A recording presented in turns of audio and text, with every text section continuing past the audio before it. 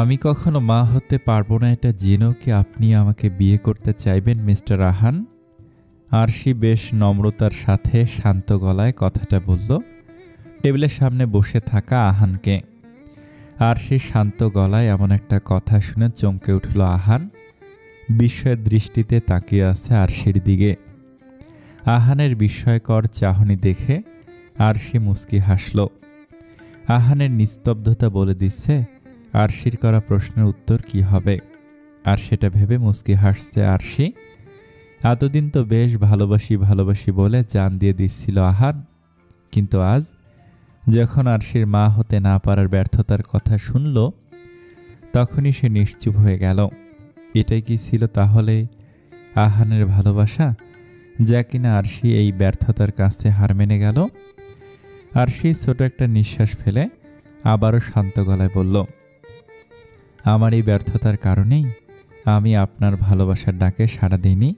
আশা করছি এখন থেকে আর আমার ভার্সিটির সামনে এসে ভালোবাসার দাবি করবেন না। ভালো থাকবেন মিস্টার আহান, আজ উঠছি। কথাগুলো বলেই আরশি দাঁড়িয়ে গেল চেয়ার ছেড়ে। কিছুটা দূরে বসে থাকা কাশফিয়াকে হাতের ইশারায় আসতে বলেই রেস্টুরেন্টের সদর দরজার দিকে গম্ভীরভাবে পা এগিয়ে নিল। আহান এখনো আগের মতোই চুপ করে বসে আছে, অদ্ভুত দৃষ্টিতে তাকিয়ে আছে আরশির যাওয়ার দিকে। কাশফিয়া দ্রুত পা ফেলে আরশির কাছে আসলো। রেস্টুরেন্ট থেকে বের হতেই কাশফিয়া একটা দীর্ঘশ্বাস ফেলে আরশির দিকে দৃষ্টি দিয়ে বলল, আশু, কেন এমন করলি বলতো? শুধু শুধু কেন আহানের ভালোবাসাকে উপেক্ষা করছিস? কাশফিয়ার কথায় হাঁটা থামিয়ে দিল আরশি। পাশ ফিরে কাশফিয়ার দিকে ছোট ছোট চোখ করে তাকিয়ে বলল, তোর কাছে এটা ভালোবাসা মনে হলো কাশফি? কাশফিয়া ছোট করে উত্তর দিল, তা নয় তো কি। আরশি শান্ত গলায় বলল, এটা যদি সত্যিকারের ভালোবাসা হতো তাহলে আমার ব্যর্থতার কথা শুনে আহান নিশ্চুপ হয়ে যেত না।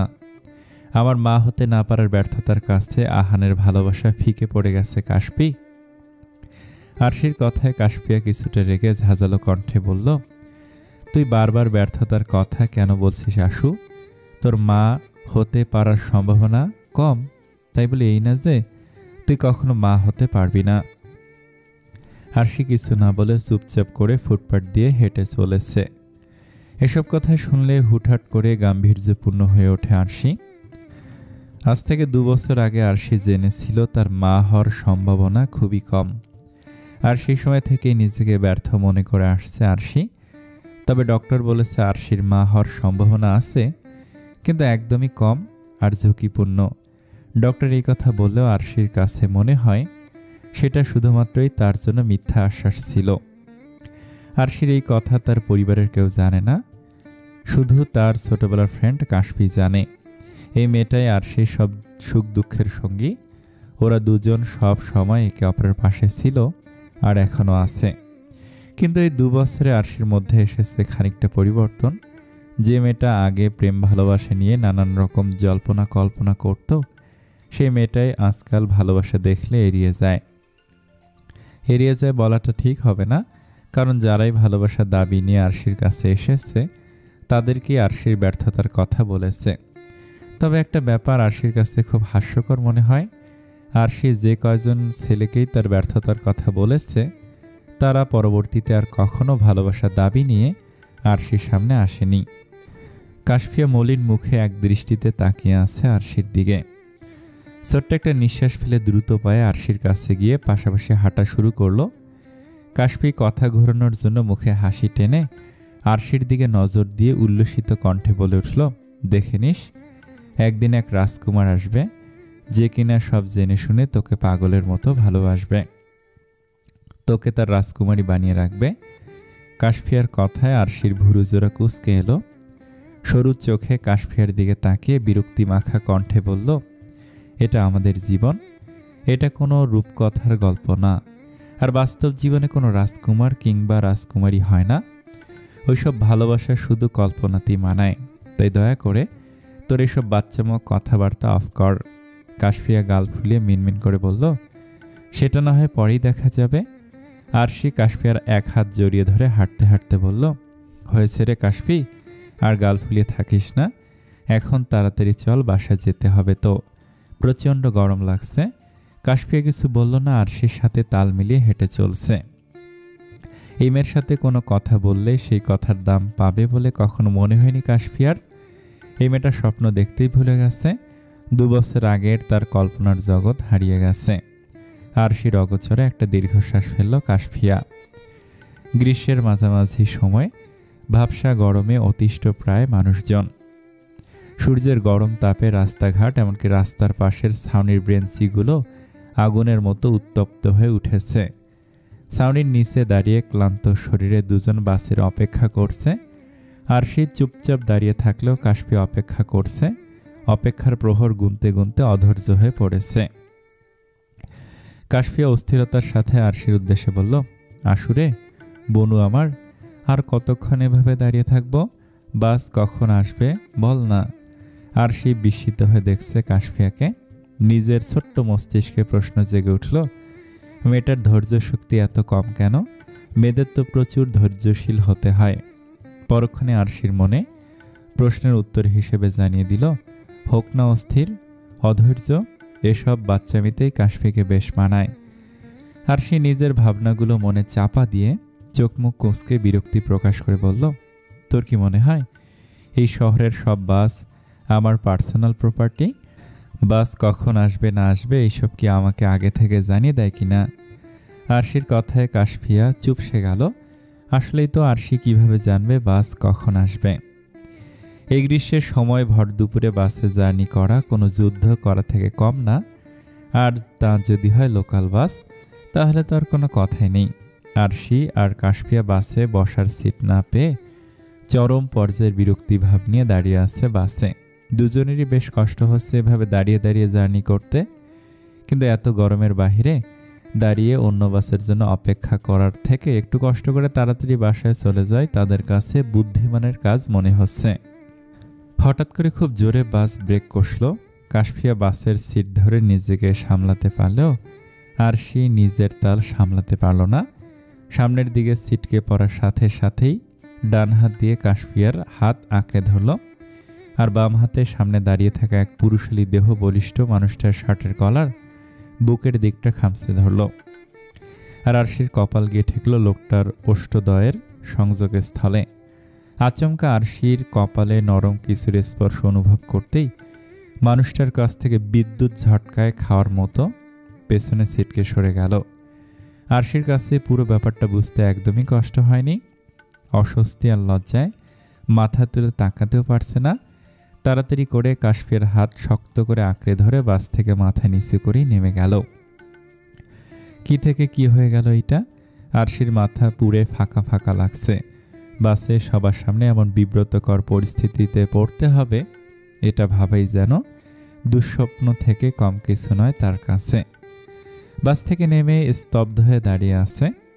বাস এতক্ষণে চলে গেছে, কিন্তু আরশির ঘোর এখনো কাটছে না।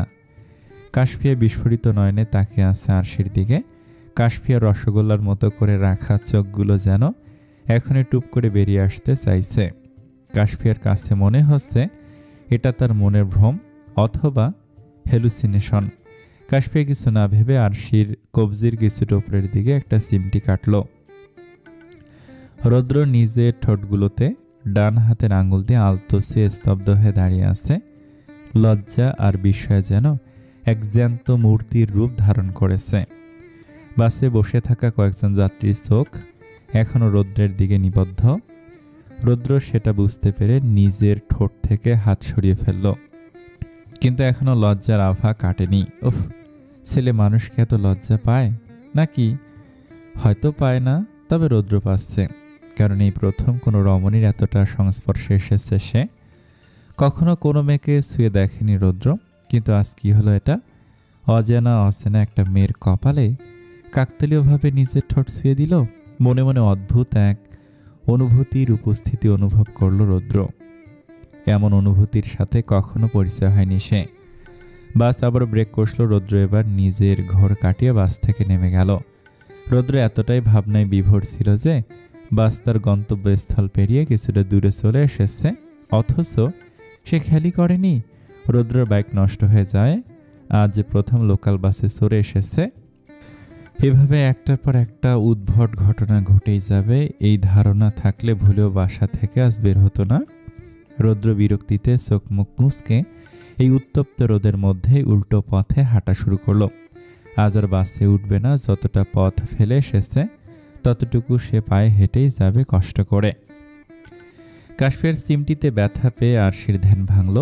সিমটি কাটা জায়গা হাত ঘষতে ঘষতে বিরক্তি প্রকাশ করে বলল, দয়া করে এখন আর কিছু বলিস না কাশফি, তুই যা দেখেছিস তা সত্যি, কিন্তু এখন এসব নিয়ে কথা বলতে চাই না, আমার মাথা এখন একদমই কাজ করছে না।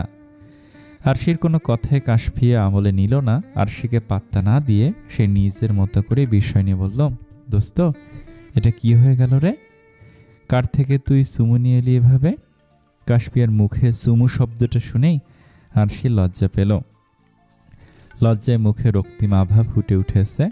নিজের কপালে এভাবে একটা অপরিচিত লোকের ঠোঁটের স্পর্শ পেয়েছে ভাবতেই ভিতর ভিতর লজ্জায় আঁকড়ে ধরছে আরশিকে।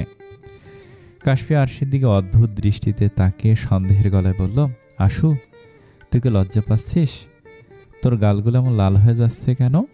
আরশি অপ্রস্তুত হয়ে গালগুলো দুহাতে আলতোছে বলল, কতটা রোদের তাপ পড়েছে দেখেছিস, রোদের জন্য এমন হয়েছে।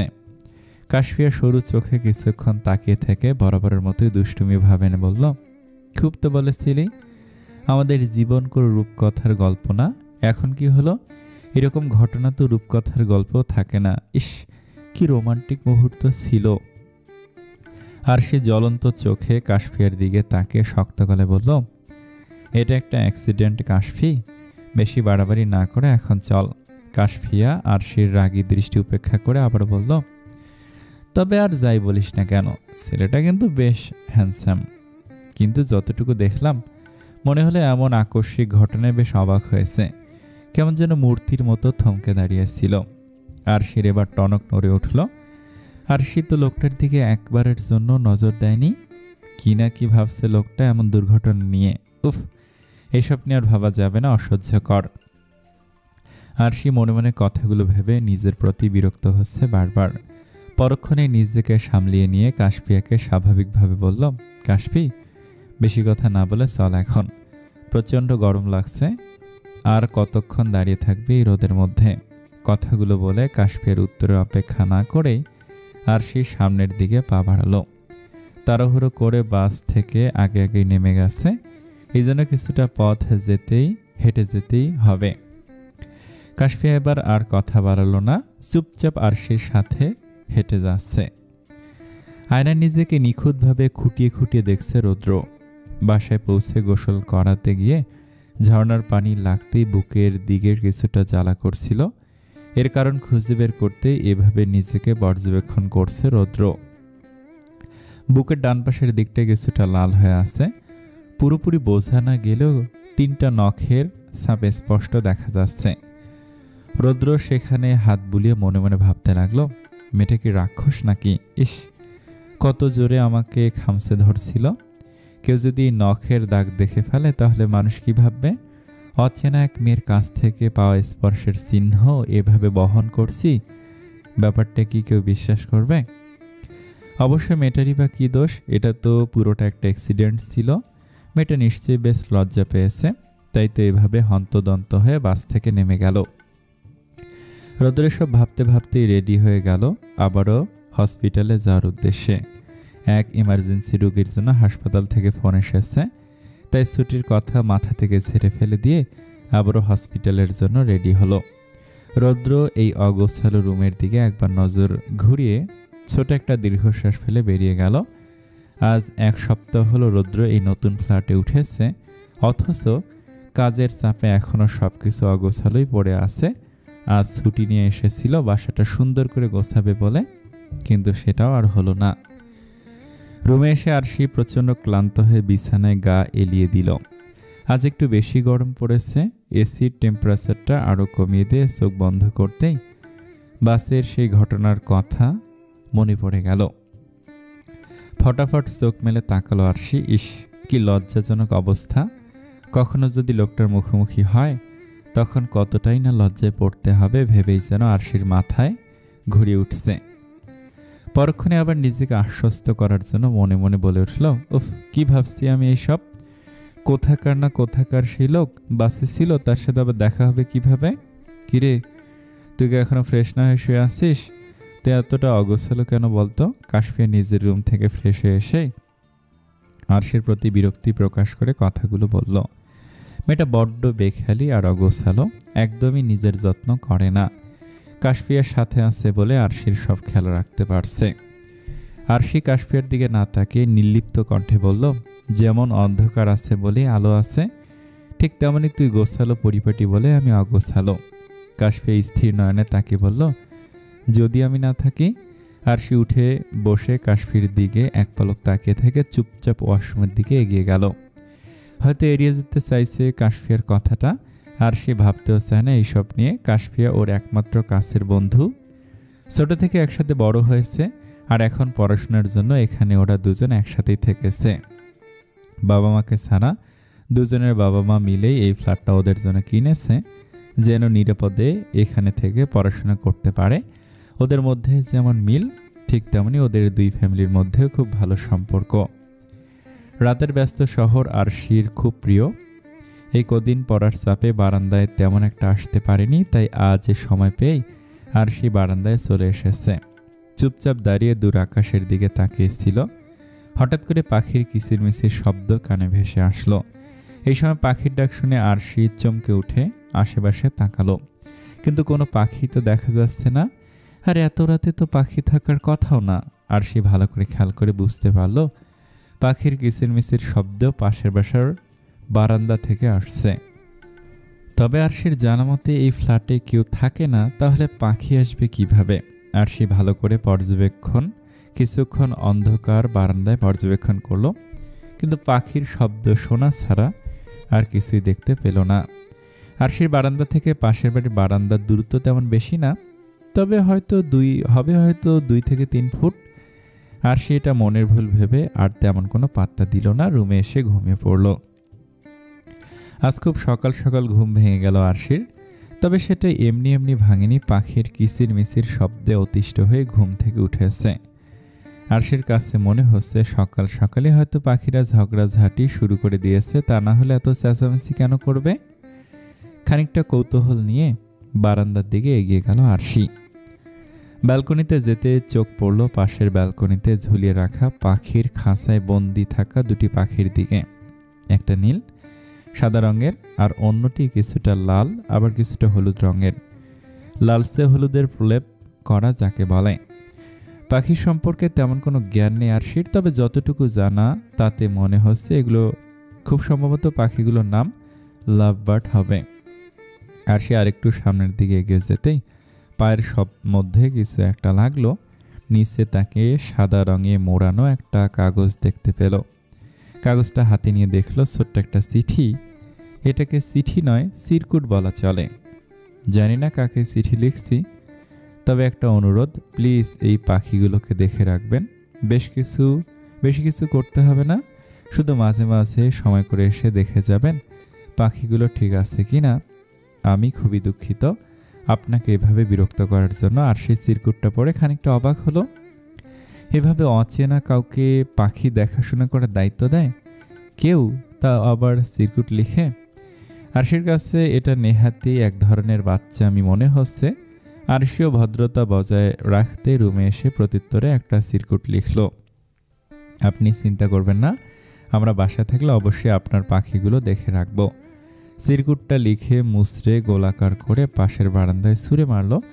পাখিগুলো এখনও চেঁচামেচি করছে, সেটা দেখে আরশি পাখিগুলোর উদ্দেশ্যে বলল, এত ঝগড়া করিস কেন তোরা? তোদের নাম লাভ বার্ড, তোরা সবসময় ভালোবাসায় ডুবন্ত থাকবি, তা না করে শুধু সবসময় ঝগড়াঝাটি করিস। কথাগুলো বলে আরশি নিজের রুমে চলে গেল। ফ্রেশ হয়ে ডাইনিং টেবিলে আসলো। কাশফিয়াকে বসে থাকতে দেখে কিছুটা উৎসুক কণ্ঠে বলল, জানিস কাশফি, আমার পাশের বারান্দায় 2টো পাখি আছে। কাশফিয়া ফোনে স্ক্রিনে দৃষ্টি রেখে ভাবলেশীনভাবে উত্তরে বলল, তো কি হয়েছে? আরশি কাশফিয়ার হাত থেকে ফোনটা ছিনিয়ে নিয়ে বলল, পাখিগুলোর মালিক আমার বারান্দায় একটা চিরকুট লিখে দিয়েছিল, আমি যেন পাখিগুলো মাঝে মাঝে দেখে রাখি। কাশফি এবার কিছুটা আগ্রহ নিয়ে বলল, তারপর তুই কি করলি? আমিও একটা সিরকুট লিখে দিয়েছি পাখিগুলোকে নিয়ে যেন চিন্তা না করে। আরশির আমার নির্লিপ্ত উত্তর শুনে কাশফিয়া বিস্ময়ের সাথে বলল, পাখিগুলোর মালিক ছেলে নাকি মেয়ে? আরশি ছোট্ট করে উত্তর দিল, জানি না। কাশফিয়া কিছুটা সময় চুপ থেকে সন্দেহের দৃষ্টি আরশির দিকে নিক্ষেপ করে বলল, তুই কি 90 দশকের মতো সিরকুটের প্রেম শুরু করলি নাকি আশু? আরশি বিরক্তি নিয়ে বলল, কি সব যাতা বলছিস, বাদ দে এসব, এখন নাস্তা কর। কাশফিয়ার কথা বাড়ালো না। এ মেয়েটা কখন কি করে কিছুই বুঝে উঠতে পারে না কাশফিয়া। সারারাত হসপিটালে নাইট ডিউটি করে দুপুরের দিকে রৌদ্র বাসায় ফিরেছে। ফ্রেশ হয়ে বিকেলের দিকে বারান্দায় আসলো তার শখের পাখিগুলোকে দেখতে। বারান্দার মেঝেতে পড়ে থাকা একটা মোচড়ানো গোলাকার কাগজ দেখে রৌদ্রর ভুরুচুরা কুঁচকে এলো। বারান্দায় কাগজ আসলো কি করে সেটা ভাবতে ভাবতেই কাগজটা হাতে তুলে দেখতে লাগলো। আরশির দেয়া চিরকুটটা পরে রৌদ্র বেশ অবাক হলো। পরক্ষণেই পুরো ব্যাপারটা বুঝতে পারল। কাল ভুলে পাখিগুলোকে রুমের ভিতরে রেখে চলে গিয়েছিল রৌদ্র। তাই আজ সকালেই তার কাজিনকে বলেছিল যেন বাসায় এসে পাখিগুলো বারান্দায় রেখে দিয়ে যায়। কিন্তু নির্বাণ যে পাখি দেখাশোনার জন্য চিঠি লিখে মানুষদের বিরক্ত করবে বুঝতে পারেনি রৌদ্র। কিন্তু কে এই চিঠির মানুষটা? এখন কি তাকে সব খুলে বলা দরকার? এইসব সাত প্যাচ ভাবতে ভাবতে রৌদ্র কিছুটা অস্বস্তি নিয়ে একটা সিরকুট লিখে ফেলল। কাঁপা কাঁপা হাতে সিরকুটটা পাশের বারান্দায় ছুঁড়ে মারল। জীবনে প্রথম সেভাবে কাউকে সিরকুট লিখে দিচ্ছে। নির্বাণের এমন একটা বাচ্চামির জন্য এখন তাকেও এসব করতে হচ্ছে ভাবতেই রাগ লাগছে রৌদ্রর। ফোন দিয়ে কিছুক্ষণ নির্বাণকে না ধমকালে তার এই রাগ যাবে না। রাতে বারান্দায় এসে আবারও একটি সিরকুট দেখতে পেল আরশি। কৌতূহল নিয়ে সিরকুটটা তুলে দেখল। আমি আসলে খুবই দুঃখিত, আমার কাজিন কিছুটা ছেলে মানুষই করে আপনাকে চিঠি লিখে বিরক্ত করেছে। আমি বুঝতে পারছি অচেনা মানুষের কাছ থেকে চিঠি পাওয়া খুব অস্বস্তিকর, তবু বলছি প্লিজ আপনি কিছু মনে করবেন না, আমি আন্তরিকভাবে দুঃখিত। আরশি মুচকি হাসল, তবে কেন তার কারণ জানা নেই আরশির। বেশ কিছুক্ষণ বারান্দায় সময় কাটিয়ে রুমে এসে আবারও সিরকুটের উত্তর হিসেবে একটা সিরকুট লিখল, কিন্তু আজ লিখেছে লাল কাগজে। আগের মতো করে সিরকুটটা পাশের বারান্দায় ছুঁড়ে মারল। তারপর পাখিগুলোর দিকে অপলক দৃষ্টিতে তাকিয়ে থেকে রুমে এসে শুয়ে পড়ল। সকালে ঘুম ভাঙতে তাড়াহুড়ো করে রেডি হয়ে কাশফিয়ার সাথে বেরিয়ে পড়ল আরশি। আজ একটা অনুষ্ঠান আছে ভার্সিটিতে, একদমই ভুলে গিয়েছিল। কথায় আছে তাড়াহুড়ো শয়তানের কাজ, তাড়াহুড়ো করলে ঝামেলা হবেই। এখনও ঠিক সেটাই হলো। তাড়াতাড়ি করে বাস থেকে নামতে গিয়ে পা মচকে গেল। ব্যথায় মৃদুস্বরে আর্তনাদ করে উঠল আরশি। কাশফিয়ার সাথে সাথে আরশির কাছে গিয়ে আঁকড়ে ধরল। কিছুটা দূরে নিয়ে একটা বেঞ্চিতে বসিয়ে আরশির পাটা দেখে চিন্তিত গলায় বলল, পা মচকে গেছে মনে হচ্ছে আশু, তুই এতটা বেখেয়ালি কেন? এখন ল্যাংড়া হয়ে বসে থাকবি, খুব ভালো হয়েছে। আরশি অসহায়ের মতো মুখ করে মিনমিনে বলল, এমনিতে ব্যথা পেয়েছি, এখন আবার তুইও বকা দিচ্ছিস? এটা কি ঠিক করছিস কাশফি? আরশির কথায় কাশফিয়া খানিকটা রেগে গেল। আরশিকে দাঁড় করিয়ে শক্ত গলায় বলল, একদম চুপ থাক, চল এখন হাসপাতালে যাব, ভার্সিটিতে যেতে হবে না আজ। আরশি আর কিছু বলার সাহস পেল না, কারণ আরশি জানে কাশফিয়া একবার রেগে গেলে তার অবস্থা খুবই খারাপ হবে। তাই চুপচাপ কাশফিয়ার সাথে হাসপাতালে চলে গেল। ডক্টর অপেক্ষায় বেশ কিছুক্ষণ ধরে বসে বসে অপেক্ষা করছে কাশফিয়া আর আরশি। হঠাৎ করে কাশফিয়া কিছুটা চেঁচিয়ে বলে উঠল, দোস্ত, এটা তো ওই সুমু দেওয়া ছেলেটা। আরশি চমকে উঠে কাশফিয়ার দৃষ্টি অনুসরণ করে তাকিয়ে দেখল একটা লোক সাদা অ্যাপ্রন পরে এদিকে এগিয়ে আসছে। দেখে বোঝা যাচ্ছে উনি এখানে ডক্টর। আরশি ওই দিনের ঘটনা মনে করে এখান থেকে পালানোর জন্য অস্থির হয়ে পড়ল, যেন এই লোকের মুখোমুখি হতে না হয়। লজ্জা আর অস্বস্তিতে দ্রুত বসা থেকে উঠে পেছনে ঘুরে যাওয়ার জন্য পা বাড়াতেই ব্যথায় চিৎকার করে উঠল। তাল সামলাতে না পেরে পড়ে যাবে এমন সময় রৌদ্র দৌড়ে এসে আরশিকে আঁকড়ে ধরল। আরশির ডান হাত রৌদ্রের ডান হাতে আর আরশির বাহুতে রৌদ্রের আরেক হাত রেখে আরশিকে ধরে ফেলল। আরশি হঠাৎ এমন করায় কাশফিয়ার হতবাক হয়ে তাকিয়ে আছে। ওর কথা শুনে আরশি আচমকা এভাবে উঠে চলে যাবে এটা কাশফিয়া বুঝতে পারেনি। আরশি মনে মনে নিজেকে গালি দিচ্ছে। কথায় আছে, যেখানে বাঘের ভয় সেখানেই সন্ধ্যা হয়। আরশির সাথে সেটাই হলো, যার কাছ থেকে লজ্জায় পালাতে চাচ্ছে আবারও সেই মানুষটার কাছে এসে ধরা পড়ল। আবারও সে একই লজ্জাজনক পরিস্থিতি, ভাবতেই লজ্জায় মিয়ে যাচ্ছে আরশি। লজ্জা পাওয়ার কিছু নেই, আমি জানি ওই সুমো না মানে ওই দিনের ঘটনাটা একটা অ্যাক্সিডেন্ট ছিল, আমাকে দেখে লজ্জা পেয়ে এভাবে পালিয়ে যেতে হবে না। রুদ্রর এমন সোজাসাপটা কথা শুনে আরশি ভ্যাবাচাকা খেয়ে গেল। আরশি নিজেকে সামলিয়ে পাশে ভ্যাবলার মতো দাঁড়িয়ে থাকা কাশফির হাত ধরে টেনে কাছে এনে ওর হাত ধরে দাঁড়ালো। রুদ্র আরশিকে ছেড়ে দিয়ে অ্যাপ্রনের পকেটে দুহাত গুজে দিয়ে দাঁড়ালো। অপলক দৃষ্টিতে আরশিকে দেখছে, নিখুঁতভাবে পরোক্ষ করছে। কেন যেন মনে হচ্ছে আরশিকে আগেও দেখেছে। তুই কি আমাকে একটু ধরতে পারলি না কাশফি? আরশি দাঁতে দাঁত চেপে কথাটা বলল। কাশফি আরশিকে ভালো করে আগলে ধরে বলল, আমি কি জানতাম নাকি তুই আমার কথা শুনে এভাবে পালিয়ে যেতে চাইবি? কাশফিয়া কথাগুলো বলে রৌদ্রর দিকে তাকিয়ে নম্রতার সাথে বলল, ভাইয়া আপনি তো মনে হচ্ছে এখানের ডাক্তার। আসলে ওর পা মচকে গেছে, এখানে অনেকক্ষণ ধরে অপেক্ষা করছি, কিন্তু হাড়ের ডাক্তার নাকি আরও পরে আসবে। আপনি কি কোনো হেল্প করতে পারবেন? কাশফিয়ার কথা শুনে রৌদ্র আরশির পায়ের দিকে এক পলক তাকিয়ে শান্ত গলায় বলল, আমার কেবিনে আসুন আপনারা, আমি দেখছি ওনাকে। রৌদ্র কথাটা বলে ডান পাশের একটা রুমে চলে গেল। আরশি কোনো মতেই এই লোকের কাছে যাবে না বলে মনে মনে শপথ করল, কিন্তু কাশফিয়ার আরশির ভাবনায় পানি ঢেলে দিয়ে কাঠ কাঠ গলায় বলল, আমি জানি তুই মনে কি ভাবছিস, ওইসব এখন মাথা থেকে ছেড়ে ফেলে আমার সাথে চল, তা না হলে আমি এক্ষুনি আঙ্কেলকে ফোন করব। কাশফিয়ার কথায় আরশি বিরক্তিতে চোখ মুখ কুঁচকে ফেলল।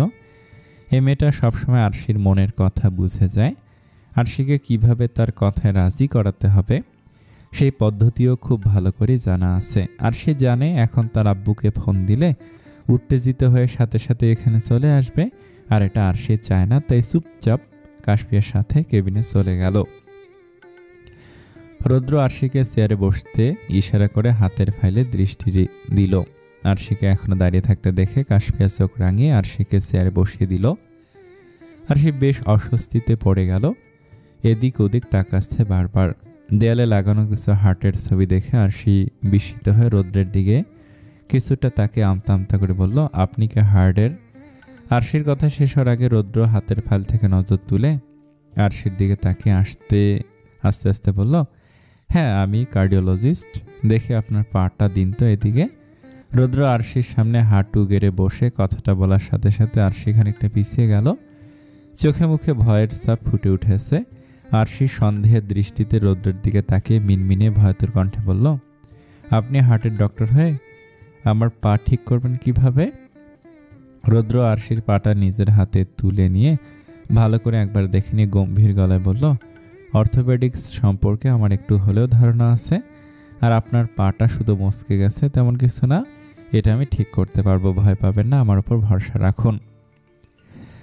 আরশি একটা শুকনো ঢোক গিলে কাশফিয়ার দিকে তাকালো। কাশফিয়া চোখের ইশারে সম্মতি জানালে আরশি নিম্ন স্বরে বলল, আচ্ছা ঠিক আছে। কথাটা বলার সাথে সাথে রৌদ্র আরশির পায়ে কিছুটা জোরে চাপ দিল। আরশি চোখ খিঁচে বন্ধ করে ব্যথায় আর্তনাদ করে উঠল। ডান হাত দিয়ে রৌদ্রর কাঁধে খামছে ধরল শক্ত করে। কাশফিয়া আরশির চিৎকার শুনে সাথে সাথে আরশির কাঁধে হাত রেখে উত্তেজিত হয়ে বলল, আশু তুই কি ঠিক আছিস তো? কাশফিয়ার কথা শুনে রৌদ্রর বিদ্যুৎ ঝলকানোর মতো কিছুটা একটা মনে পড়ল। রৌদ্র এই কথাটা এর আগেও শুনেছে এই হাসপাতালে প্রায় 2 বছর আগে। একটা মেয়ে গাইনোকোলজিস্টের কেবিনের বাইরে বসে দুহাতে মুখ ঢেকে ফুপিয়ে ফুপিয়ে কান্না করছিল। তখনই একজন কেবিন থেকে বেরিয়ে এসে ঠিক এই একই কথাটা বলেছিল, আশু তুই ঠিক আছিস তো? মেয়েটা মাথা তুলে এক পলক তাকিয়ে থেকে পাশের মেয়েটার কোমর জড়িয়ে ধরে ডুকরে ডুকরে কেঁদে উঠেছিল। রৌদ্র শুধু কান্নারত মেয়েটার চেহারা এক পলকে দেখেছিল। হ্যাঁ এই মেয়েটাই তো ছিল, এই জন্যই তো মেয়েটাকে চেনা চেনা লাগছিল তার। সেদিন কেন যেন মেয়েটার কান্না দেখে রৌদ্রের খুব খারাপ লেগেছিল, তাই রাতে সেই ডক্টরের সাথে কথা বলে কারণ জানতে চেয়েছিল। প্রচণ্ড পেট ব্যথার আর অতিরিক্ত ব্লিডিংয়ের জন্য কিছু টেস্ট দিয়েছিল ডক্টর। সেদিন তার রিপোর্ট পেয়েছিল হরমোনজনিত কিছু কারণে মেয়েটার মা হওয়ার সম্ভাবনা খুবই কম। আর ওর জন্যই মেয়েটা এভাবে কান্না করছিল। শুধু এতটুকুই রৌদ্র জেনেছিল মেয়েটার সম্পর্কে। আরে মিয়া, আপনার মধ্যে কি দয়ামায়া বলতে কিছু নেই নাকি? এভাবে কেউ ব্যথা জায়গায় চাপ দেয়? আরশির এমন ঝাঁঝালো কণ্ঠে রৌদ্রের হুঁশ ফিরল। আরশি এখনও রৌদ্রের কাঁধে খামচে ধরে আছে। রৌদ্র আরশির কথায় কোনো সাড়া না দিয়ে পা কিছুটা নড়ে চড়ে দেখে বলল, এখন ঠিক আছে, ঠান্ডা পানির স্যাক দিলেই পা ফোলা কমে যাবে, আর কিছুদিন লাফালাফি একটু কম করলে আপনার জন্য ভালো হয়। আরশি অবাক চোখে তাকে রৌদ্রর কথা শুনছিল। পাটা এখন আর আগের মতো ব্যথা করছে না। আরশি এখন বুঝতে পারল রৌদ্র পা ঠিক করার জন্য এভাবে চাপ দিয়েছে। আরশিকে চুপ থাকতে দেখে রৌদ্র আরশির হাত নিজের কাঁধ থেকে নামিয়ে হাতটা নড়ে চেড়ে কিছুটা পর্যবেক্ষণ করে শান্ত গলায় বলল, আপনার নখগুলো বেশ সরু, বেশি বড় হয়নি, তবুও সবসময় কেটে যতটুকু পারেন ছোট করে রাখবেন। আর আমার সামনে আবারও আসার আগে অবশ্যই নখগুলো কেটে আসবেন। দরকার পড়লে প্রতিদিন নখ কাটবেন। বারবার যদি আমার গায়ে কেউ এমন নখের আঁচড়ের দাগগুলি দেখে তাহলে মানুষ কিভাবে বুঝতে পারছেন? রৌদ্রের এমন কথা শুনে কাশফিয়া বিষম খেয়ে কাশতে লাগলো। আর আরশি থম মেরে বসে আছে। রৌদ্রের কথাগুলোর মানে বুঝতে পেরে পরক্ষণে নিজের হাত গুটিয়ে নিয়ে লজ্জায় লাল হয়ে মাথা নুয়ে ফেলল। লজ্জায় আরশির গালগুলো লাল বর্ণ ধারণ করেছে। আরশির লাল হয়ে যাওয়া গালগুলো দেখে রৌদ্র মনে মনে একটা মুচকি হাসি দিয়ে সোজা হয়ে দাঁড়িয়ে গেল। রৌদ্র কথা পাল্টানোর জন্য নিজের চেয়ারে বসে স্বাভাবিক হয়ে বলল, তা আপনারা কি করেন? আর এত বেখালিতে কোথায় যান সবসময়? কাশফিয়া স্বাভাবিক হয়ে ভদ্রতার সাথে বলল, পাশের ভার্সিটিতেই আমরা পড়ি, আজ একটু তাড়াহুড়ো করতে গিয়েই এমন হলো। আরশি দাঁড়িয়ে কাশফিয়ার হাত ধরে অস্থির কণ্ঠে বলল, আচ্ছা কাশফি, চল, এখন দেরি হচ্ছে। কাশফিয়া বুঝতে পারছে আরশি এখানে থাকতে চাইছে না, তাই রৌদ্রের উদ্দেশ্যে বলল, আচ্ছা আপনার ফি? রৌদ্র নিজের চুলগুলো ঠিক করতে করতে গম্ভীর গলায় বলল, এতটুকুর জন্য কোনো ফি হয় না, নিজের খেয়াল রাখবেন আর সাথে ওনাকেও দেখে রাখবেন। এটা আমার কার্ড, কখনো দরকার পড়লে যোগাযোগ করতে পারেন দ্বিধাবোধ না করে। রৌদ্রর এগিয়ে দেওয়া কার্ডটি কাশফিয়া হাতে নিয়ে বলল, অনেক অনেক ধন্যবাদ আপনাকে, আজ তাহলে আসছি, ভালো থাকবেন। রৌদ্র চোখের ইশারে সম্মতি জানাতে আরশি তাড়াতাড়ি করে কাশফিয়াকে নিয়ে চলে গেল। কেবিন থেকে বেরিয়ে আরশি একটা স্বস্তির শ্বাস নিল। আরশি মনে মনে বলল, এই লোকটার সামনেই কেন বারবার পড়তে হয় আমাকে? আর লোকটারই বা কী দরকার ছিল এভাবে কথা বলার? কথাগুলো ভেবে আরশির বিরক্ত লাগছে। আরশি আর কাশফিয়া কিছুটা এগিয়ে যেতে গাইনোকোলজিস্টের কেবিনের দিকে আরশির নজর পড়ল। আরশি থমকে দাঁড়িয়ে গেল, চেহারায় গম্ভীরতা ফুটে উঠেছে। কাশফিয়া আরশির দৃষ্টি অনুসরণ করে কেবিনের দিকে তাকাতেই আরশির মনের অবস্থা বুঝে গেল। আরশি একটা দীর্ঘশ্বাস ফেলে আবারও আস্তে ধীরে হাঁটা শুরু করলো। সারা রাস্তায় কেউ আর কোনো কথা বলেনি। রৌদ্র আজ ছুটি নিয়েছে, তাই কাল নাইট ডিউটি করে আজ সকালে বাসায় চলে এসেছে। আজ আসার সময় একটা ময়না পাখি দেখে পছন্দ হয়েছে, তাই সেটাও কিনে নিয়ে আসলো। পাখিটা বারান্দায় রেখে আসার জন্য বারান্দায় গিয়ে একটা লাল রঙের কাগজ দেখে হাতে তুলে নিল। আমি কিছু মনে করিনি, আর পাখিগুলো আমার কাছে ভালোই লাগে, তবে আপনার পাখিগুলো খুব ঝগড়াটে, নামের সাথে একদমই মিল নেই। নাম লাভবার্ড হলেও সারাক্ষণ শুধু ঝগড়াঝাটি করে, ভালোবাসা একদমই নেই। রৌদ্র চিঠিটা পড়ে খানিকটা হাসলো। রৌদ্র জানে না কে এই চিঠির মানুষ, ছেলে নাকি মেয়ে, তবুও চিঠির প্রত্যুত্তরে আরেকটি চিঠি দিল। কাগজটা ছুঁড়ে মারার কিছুটা সময় পরেই দরজা খোলার শব্দ হতে রৌদ্র বিস্ফোরিত চোখে মানুষটার দিকে তাকিয়ে আছে। আর সেই বাসায় এসে কিছুক্ষণ রেস্ট নিয়ে পাখিগুলোর কথা মনে পড়তে কাশফিয়াকে পাশের বারান্দায় পাখিগুলো দেখানোর জন্য জোর করে নিয়ে এসেছে। আরশি যেহেতু এখনও ভালো করে হাঁটতে পারে না, তাই কাশফিয়া আপত্তি করেনি। আরশিকে ধরে ধরে বারান্দায় নিয়ে আসছিল, কিন্তু তাড়াহুড়ো করে বারান্দার দরজা খোলার সময় আরশি পড়ে যেতে নিলেই কাশফিয়া কিছুটা রেগে বলল, সবসময় এত তাড়াহুড়ো করিস কেন আশু? আরশি মুখ গোমরা করে আস্তে ধীরে বারান্দায় এসে পাখিগুলোর দিকে তাকাতেই চমকে গেল। অবাক দৃষ্টিতে সামনে তাকিয়ে আছে সামনের দিকে। আরশি অবাক দৃষ্টিতে তাকিয়ে আছে নতুন পাখিটার খাঁচাটার দিকে। এই কালো পাখিটা তো এখানে আগে দেখেনি, তাহলে কি এটা আজ এনেছে? আরশি বিস্মিত হয়ে কাশফিকে জিজ্ঞেস করলো, আচ্ছা এটা কি পাখি রে কাশফি? এটা মনে হয় আজ নতুন এনেছে, এতদিন ছিল না এখানে। কাশফিয়া আরশির মাথায় একটা চাটি মেরে জ্ঞানী ব্যক্তির মতো ভাব নিয়ে বলল, গাধা, এটা ময়না পাখি, সেটাও জানিস না তুই? কাশফিয়া নিচে পড়ে থাকা মোচড়ানো কাগজটা দেখে দুষ্টুমি করে বলল, এটা মনে হয় তোদের প্রেমপত্র, তাই না আশু? কাশফিয়া চিঠিটা হাতে নিতেই আরশি চেঁচে বলে উঠল, খবরদার কাশফিয়া, ওটা নিবি না, দে আমাকে। কাশফিয়া দৌড়ে রুমে চলে আসলো চিঠিটা নিয়ে। আরশি পায়ের ব্যথার জন্য দৌড়াতে না পেরে কাশফিয়াকে বকাবকি করতে করতে ধীর পায়ে রুমে চলে গেল। আরশি আর কাশফিয়াকে কথা বলতে দেখে কিছুটা বিস্ময় আর ভয়ে রৌদ্র হন্তদন্ত হয়ে দরজার আড়ালে চলে এসেছিল। ওদেরকে বারান্দায় দেখে বেশ চমকে গিয়েছিল রৌদ্র। মনে হচ্ছে কোনো এক মানুষ হুট করে অন্য গ্রহে চলে এসেছে, ব্যাপারটা তার কাছে এমনই। কিন্তু ওদের কথাগুলো শুনেই সব বিস্ময় উবে গিয়ে একটা মুচকি হাসির আগমন হলো তার ঠোঁটের কোণে। আরশিকে চিঠির মানুষটা হিসেবে পেয়ে অজানা কারণে খুব বেশি খুশি হলো। এই আগন্তুকটার সাথে তার ঘটে যাওয়া সকল ঘটনায় কি কাকতালীয়? না, হয়তো ভাগ্য চাইছে তার জীবনে নতুন কিছুর আগমন ঘটুক, নতুন অজানা অনুভূতির সাথে সে পরিচিত হোক। বেশ তো, তাহলে চলতে থাকুক সব কিছু যেভাবে চলছে। রৌদ্র বেশ ফুরফুরে মেজাজে রুমে চলে আসলো। আয়নার সামনে দাঁড়িয়ে নিজের শরীরের শার্ট খুলে ফেলল। ধবধবে সাদা উন্মুক্ত বুক আর কাঁধের দিকটায় বেশ মনোযোগ দিয়ে দেখছে। আজও মেয়েটা তার শরীরে নখের ছাপ বসিয়ে দিয়েছে। আচ্ছা, বারবার এভাবে নখের আঁচড়ের দাগ বসিয়ে দেওয়াটা কি রৌদ্রকে মেয়েটার অস্তিত্ব অনুভব করানোর জন্য, নাকি এটাও কাকতালীয়? কাঁধের নখের দাগগুলোর উপর হাতে আলতো ছুঁয়ে একটা মন কাড়ানো তৃপ্তির হাসি দিল। রৌদ্র মুখের হাসি স্থির রেখেই শীতল কণ্ঠে বলল, রুদ্রাণী। সবসময় রুদ্রকে নিজের অস্তিত্বের চিহ্ন দিয়ে যায়। ওদের নাম রৌদ্র আর রুদ্রাণী, তাই হয়তো ওদের ভালোবাসা রোদের মতোই উত্তপ্ত জ্বলন্ত ভাসি। ওদের ভালোবাসা প্রকাশের পদ্ধতি ভিন্ন বলেই সবসময় চেঁচামেচি করে। ভালোবাসা প্রকাশের পদ্ধতি ভিন্ন হলেই যে ভালোবাসার কমতি আছে এটা ভাবা উচিত নয়। কাশফিয়া রুমে এসে বিছানায় বসে বেশ চেঁচিয়ে চেঁচিয়ে চিরকুটটা পড়ল।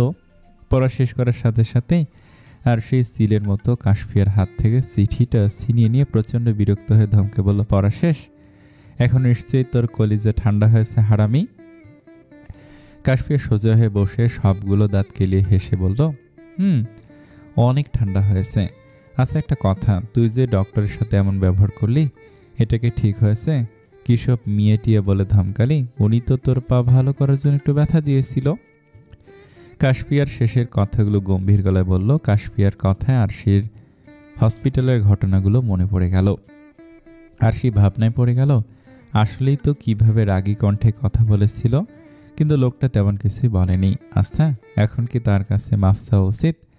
কাশফিয়ার আকর্ষণ করা ডাকে আরশি নিজের ভাবনা থেকে দূর হয়ে দৃঢ় চাহনিতে কাশফিয়ার দিকে তাকালো। কাশফিয়া দু পা ভাঁজ করে বসে হাত নেড়ে বিজ্ঞ মানুষের ভঙ্গিতে বলল, শোন আশু, তুই লোকটার সাথে এমন ব্যবহার করে একদমই ঠিক করিসনি। উনি তো আমাদের সাহায্যই করেছে, অথচ তুই একবার মুখ ফুটে ধন্যবাদ জানালি না। তোর উচিত তোর এমন ব্যবহারের জন্য ওনাকে সরি বলা। কাশফিয়ার কথাগুলো আরশির কাছে সবসময়ের মতো এবার অপ্রয়োজনীয় বলে মনে হচ্ছে না। আরশি বিছানায় হালকা করে গায়ে দিয়ে ভাবুকতার সাথে বলল, সেটা না হয় বুঝলাম, কিন্তু সরি বলবো কিভাবে? কাশফিয়া ঝড়ের গতিতে সমাধান হিসেবে খানিকটা চেঁচিয়ে বলল, কার্ড দিয়েছে তো, ওখানে নিশ্চয়ই ওনার ফোন নাম্বার আছে, তুই বস, আমি এক্ষুনি কার্ড নিয়ে আসছি। আরশির কোনো প্রত্যুত্তরের অপেক্ষা না করে কাশফিয়া দ্রুত পায়ে নিজের রুমের দিকে এগিয়ে গেল। আরশি দৃঢ় চোখে কাশফিয়ার যাওয়ার দিকে তাকিয়ে আছে। কাশফিয়ার দৃষ্টির আড়াল হতেই আরশি ছোট একটা নিঃশ্বাস ফেলে সোজা হয়ে বসল। মিনিট খানেকের মধ্যেই কাশফিয়া এসে কার্ডটা আরশির হাতে দিয়ে ওর গা চিপকে বসে পড়ল। আরশি বেশ মনোযোগ দিয়ে কার্ডের দিকে সরু চোখে তাকিয়ে আছে। মনে হচ্ছে কার্ডের প্রতিটা অক্ষরের আকৃতিগুলো পর্যবেক্ষণ করছে। গাঢ় কালো কালিতে ডক্টর রৌদ্র আহনাফ নামটা দেখে বিস্ময়ে চোখ জোড়া গোলাকৃতি ধারণ করেছে। চোখের সামনে পাখিগুলোর প্রতিচ্ছবি ভেসে উঠল। কাশফিয়া ভুরু কুঁচকে এক ঝলক আরশির দিকে আর একবার কার্ডের দিকে নজর দিয়ে বিরক্ত হয়ে বলল, এত মনোযোগ দিয়ে তো পরীক্ষার আগে নিজের বইগুলো দেখিসনি আশু, এত ভাবার কি আছে? একটু সরি তো বলবি। আজব। আরশিকে চুপ করে থাকতে দেখে কাশফিয়া পাশ থেকে আরশির ফোন নিয়ে আরশির হাত থেকে কার্ডটা ছিনিয়ে নিল। মুহূর্তের মধ্যেই কার্ডের নাম্বারটা তুলে কল দিল আরশির হাতে ধরিয়ে। আরশি বেকুবের মতো বড় বড় চোখ করে কাশফিয়ার দিকে তাকিয়ে আছে। রেগে মেগে কিছু বলতে যাবে তার আগেই ফোনের অপর প্রান্ত থেকে এক পুরুষালী কণ্ঠে সালাম দিল। আরশি হতবাক হয়ে বোবার মতো চুপ করে আছে। কাশফিয়া আরশিকে খোঁচা মারার সাথে সাথে আরশি জ্বলন্ত দৃষ্টি নিক্ষেপ করলো কাশফিয়ার দিকে। ফোনের অপর পাশ থেকে আবারও কেউ হ্যালো বলায় আরশি খানিকটা ইতস্তত বোধ করে নিম্ন স্বরে সালামের উত্তর দিয়ে জিজ্ঞাসা করলো, আপনি কি ডক্টর রুদ্র? রুদ্র আরশির কণ্ঠ আর এমন অস্বস্তি নিয়ে কথা বলা শুনে বুঝে গেল। তে প্রশ্নের উত্তর না দিয়ে গম্ভীর গলায় বলল, আপনার ফ্রেন্ড নিশ্চয়ই সরি বলার জন্য জোর করে ফোন করিয়েছে। রুদ্রের এমন গম্ভীর গলার কথা শুনে থতমত খেয়ে গেল। কাশফিয়ার দিকে ভুরু কুঁচকে তাকাতেই কাশফিয়ার জিজ্ঞাসু দৃষ্টিতে আরশির দিকে তাকালো। আরশি নিজেকে সামলিয়ে নিয়ে স্বাভাবিক কণ্ঠে বলল, আসলে তখন আপনার সাথে আমার এমন বিহেভ করা ঠিক হয়নি, আর আপনাকে ধন্যবাদও বলা হয়নি, তাই ফোন করেছিলাম। আরশি একদমে কথাগুলো বলে বড় করে একটা শ্বাস নিল। রুদ্র শব্দহীনভাবে হাসল। আরশির কথার কোনো কিছু না বলে বরাবরের মতোই গম্ভীর গলায় বলল, আপনার নাম কি আর আপনার পায়ের কি অবস্থা এখন? আরশির কথার প্রত্যুত্তরে কিছু শুনতে না পেয়ে আরশি কিছুটা রেগে গিয়ে শক্ত গলায় বলল, আমি আরশি, আর আমার ফ্রেন্ডের নাম কাশফিয়া, আর পায়ে কিছুটা ব্যথা আছে এখনও। রাতে ওষুধ খেয়ে নেবেন, আর বারবার পড়ে যাওয়া তো মনে হয় আপনার অভ্যাসে পরিণত হয়েছে, তাই কয়েকদিন হাঁটাচলা কম করুন, সেটা আপনার জন্য ভালো। তা না হলে দেখা যাবে হুটহাট করে রুমের মধ্যেই পড়ে গিয়ে পা ভেঙে বসে থাকবেন।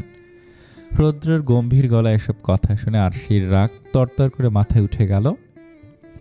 রাগে নাকে হালকা লাল বর্ণ ধারণ করেছে। আরশি দাঁতে দাঁত চেপে কিরমির করে বলল, আপনি কি তিতা করলা খেয়ে বড় হয়েছেন নাকি? কথা এমন তিতা বিষের মতো কেন? আপনি জানেন আপনি একজন রসকসীন মানুষ। রুদ্র স্বাভাবিকভাবে বলল, এই তো আপনি বলাতে জেনে গেলাম, আপনাকে অসংখ্য ধন্যবাদ। কাশফিয়া আরশির এই রকম কথা শুনে তবদা খেয়ে বসে আছে। কিসের জন্য ফোন দিতে বলেছিল আর এখন এসব কি হচ্ছে? আরশি আর কিছুটা বলতে নিবে তার আগে কাশফিয়া ফোনটা নিজের কানে নিয়ে ভদ্রতার সাথে বলল, আমি খুবই দুঃখিত ডক্টর, আপনি প্লিজ আরশির কথা কিছু মনে করবেন না, আমি ওকে বুঝিয়ে বলছি, ও আপনাকে পরে সরি বলে দিবে। এখন রাখছি, আল্লাহ হাফেজ। কাশফিয়া দ্রুত একসাথে সবগুলো কথা বলেই ফোন কেটে দিল। জ্বলন্ত চোখে আরশির দিকে দৃষ্টি দিয়ে কাঠ কাঠ গলায় বলল, এভাবে কেউ অপরিচিত কারোর সাথে কথা বলে? তে এমন হলি কিরে আসু, তুই তো কখনো কারোর সাথে এভাবে কথা বলিস না, তাহলে আজ কেন ওনার সাথে এভাবে কথা বললি? কাশফিয়া বেশ গম্ভীর মুখে কথাগুলো বলল। আরশি নিজের রাগ দমিয়ে শান্ত গলায় বলল, ডক্টর সাহেব আমার সাথে কিভাবে বলে তুই কি দেখিস নাই? গম্ভীর গলায় কথা বলেও আমাকে কেমন লজ্জায় ফেলে দেয়, আর ওনার সাথে সবসময় অপ্রত্যাশিত ঘটনায় ঘটে, তাই ওনার প্রতি আমার রাগ হচ্ছে। কাশফিয়া আরশির পাশ থেকে উঠে দাঁড়িয়ে আরশির দিকে নিরাশাজনক দৃষ্টি নিক্ষেপ করে শান্ত গলায় বলল, তোর কাছে যেমন এসব ঘটনা অপ্রত্যাশিত, ঠিক তেমনি ওনার কাছেও এইসব কিছু অপ্রত্যাশিত। সেটা কেন তুই বুঝতে পারছিস না? যাই হোক, এবার আমি আর তোকে জোর করব না। তোর ব্যবহারের জন্য সরি বলতে চাইলে বলিস, আর না বললে বলিস না। কথাগুলো শেষ করে কাশফিয়া গম্ভীর পায়ে রুম থেকে বেরিয়ে গেল। কাশফিয়ার কথাগুলো শুনে আরশি কিছুটা নড়ে চড়ে উঠল। আরশির মস্তিষ্কে নানান কথা ঘুরপাক খাচ্ছে। কাশফিয়া তো একদম ঠিক কথাই বলেছে, এইসব অস্বস্তিকর ঘটনাগুলো তো আমাদের দুজনের কাছে অপ্রত্যাশিত। এতে তো ওই লোকটার কোনো দোষ নেই, তাহলে আমি কেন শুধু শুধু ওনার সাথে বাজে ব্যবহার করছি? উনি তো আমাকে কিছু বলেনি, চাইলে তো উনিও আমাকে কথা শুনিয়ে দিতে পারতো। আর সে আরও কিছুক্ষণ নিজের হিসেব নিকেশ করে ঠিক করলো রুদ্রকে ফোন করেই ক্ষমা চেয়ে নিবে। এখন সব মাথা থেকে ছেড়ে ফেলে চিরকুটটা হাতে নিয়ে আবারও পড়তে লাগলো। পাখিগুলোর নাম তার কাছে বেশ পছন্দ হয়েছে, তবে এই নাম রাখার কারণ জানতে ইচ্ছে করছে খুব। আর সে ধীর পায়ে টেবিলের দিকে গিয়ে গেল। ডক্টর সাহেবের বলা কথাগুলো এখনও মাথায় ঘুরছে, তাই আর সে চায় না ওনার বলা কথাগুলো সত্যি হোক, তাই খুব আস্তে ধীরে হাঁটছে যেন আবারও পড়ে গিয়ে ব্যথা না পায়। টেবিলে বসে একটা লাল কাগজে কালো কালিতে বেশ সুন্দর করে লিখল, প্রিয় সম্বোধন করব নাকি অন্য কিছু দিয়ে চিঠি লেখা শুরু করব বুঝতে পারছি না, আপনি যেই হন না কেন, আপনার পাখিগুলোর নাম খুব পছন্দ হয়েছে। তবে এই নাম রাখার পেছনে কোনো কারণ আছে কিনা জানতে খুব ইচ্ছে করছে। ইতি, আপনার পাশের বারান্দা। সিরকুটটা লিখে এক নজর ভালো করে দেখে বারান্দার দিকে এগিয়ে গেল। পায়ের ব্যথাটা এখনও আছে। ডক্টরের কথা মতো ঠান্ডা পানির সেক দেওয়া উচিত ছিল। বারান্দায় এসে চোখ ছোট ছোট করে ভুরু কুঁচকে ফেলল। সময়টা মধ্য দুপুর। আকাশে উত্তপ্ত সূর্য, রোদের তাপে বারান্দার ফ্লোর উত্তপ্ত হয়ে আছে। চারপাশ রোদের ঝলমলে আলোতে চোখ পুরোপুরি মেলে তাকানো যাচ্ছে না। গ্রীষ্মের তাণ্ডব শুরু হয়েছে। আচ্ছা, এটা কি চিঠি আদান প্রদান করার সময়? এমন উত্তপ্ত রোদের মধ্যে আরশি রোদের অতি হাস্যোজ্জ্বল ঝলকানি থেকে বাঁচার জন্য বাঁ হাত কপালের উপর রেখে চোখ দুটো আড়াল করে নিল। কিন্তু তেমন করে লাভ হলো না।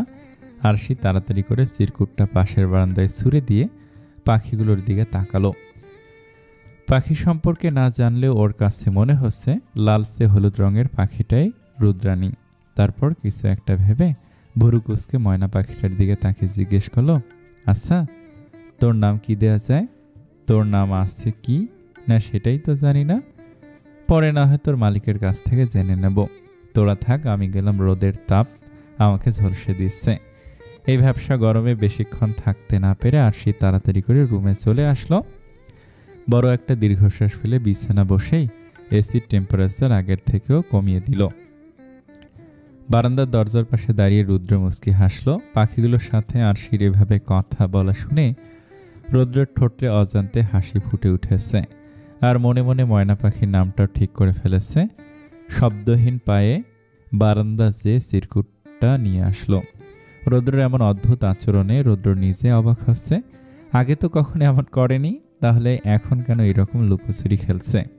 আগে তো কখনো এভাবে একা একা মুচকি হাসেনি, তাহলে এখন কেন এই মেয়ের প্রতিটা আচরণ দেখে মুচকি মুচকি হাসছে? নিজেকে এখন স্কুল পড়ুয়া কিশোর ছেলে মনে হচ্ছে। রুদ্র নিজের উদ্ভট চিন্তা ভাবনা বাদ দিয়ে স্টাডি টেবিলে বসে চিরকুটটা পড়ল।